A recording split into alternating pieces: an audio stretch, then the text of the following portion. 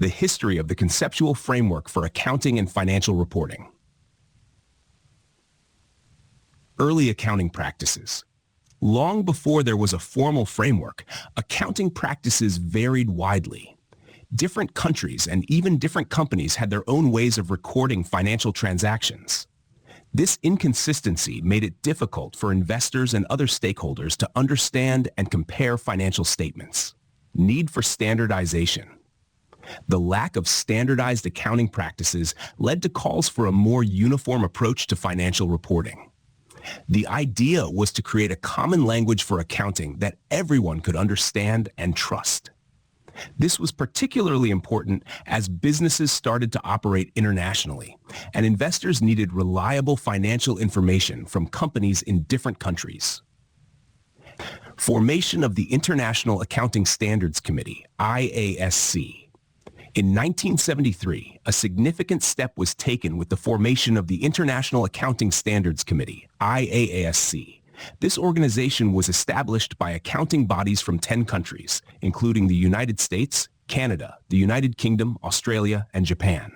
The IASC's mission was to develop and promote international accounting standards. The introduction of IAS.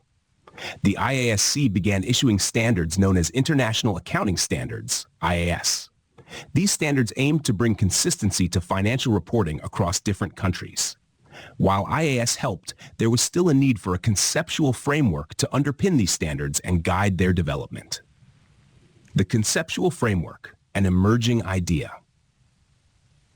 The idea of a conceptual framework started to gain traction in the 1970s. The framework was envisioned as a coherent system of interrelated objectives and fundamental principles. It would guide the development of accounting standards, ensure their consistency, and help in interpreting and applying them. The FASB's role in conceptual framework development. In the United States, the Financial Accounting Standards Board, FASB, took the lead in developing a conceptual framework. The FASB began this project in the mid-1970s. They published several documents outlining their thinking on the objectives and fundamentals of financial reporting. These documents formed the basis for the FASB's conceptual framework, which was finalized in the 1980s. The IASC's efforts. Inspired by the FASB's work, the IASC also began to develop its own conceptual framework. The goal was to create a framework that would guide the development of IAS and ensure they were based on consistent principles. The IASC started this project in the 1980s, but progress was slow due to the complexity of the task and the need to reach international consensus. Transition to the IASB. In 2001, the IASC was restructured to create the International Accounting Standards Board, IASB. The IASB took over the responsibility of developing international accounting standards and completing the conceptual framework project. The IASB's framework was intended to serve as a foundation for the new International Financial Reporting Standards, IFRS, that they would develop. The 2010 Conceptual Framework. The IASB, working closely with the FASB, issued an updated conceptual framework in 2010. This framework outlined the objectives of financial reporting and the qualitative characteristics that financial information should have, such as relevance, faithful representation, comparability, verifiability, timeliness, and understandability. Key components of the conceptual framework. 1. Objectives of financial reporting. The primary objective is to provide financial information that is useful to existing and potential investors, lenders, and other creditors in making decisions about providing resources to the entity. 2. Qualitative characteristics. Relevance. Financial information must be capable of making a difference in decision-making. Faithful representation. Information must be complete, neutral, and free from error. Comparability. Users should be able to compare financial information across different entities and periods. Verifiability.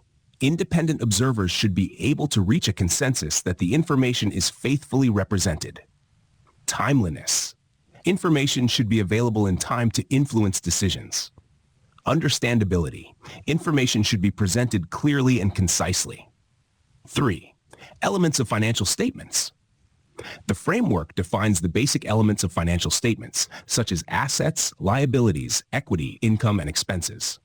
4. Recognition and measurement. The framework provides guidelines on when and how these elements should be recognized in financial statements and how they should be measured. Continuous improvement. The conceptual framework is not static. It is periodically reviewed and updated to reflect changes in the economic environment and advancements in financial reporting practices. The IASB continues to refine the framework to address new challenges and ensure it remains relevant. 2018 revision. In 2018, the IASB issued a revised conceptual framework. This update provided clearer definitions of key elements, updated the recognition and measurement concepts, and added a new chapter on presentation and disclosure. The revisions aim to improve consistency and provide more comprehensive guidance for standard setters, preparers, and users of financial statements. The role of the IFRS Foundation. The IFRS Foundation oversees the IASB and its work, including the development and maintenance of the conceptual framework. The Foundation's mission is to develop high-quality standards that promote transparency, accountability, and efficiency in global financial markets. In summary, the conceptual framework for financial reporting has a long and evolving history. It started with the need for standardized accounting practices, leading to the formation of the IASC and the development of IAS. The restructuring into the IASB and the introduction of IFRS brought about a more structured approach to financial reporting. The conceptual framework serves as the foundation for these standards, guiding their development and ensuring consistency. Over time, it has been refined to address new challenges and improve the quality of financial reporting worldwide. The IFRS Foundation continues to oversee this work, ensuring the framework and the standards remain relevant and effective in promoting global financial stability.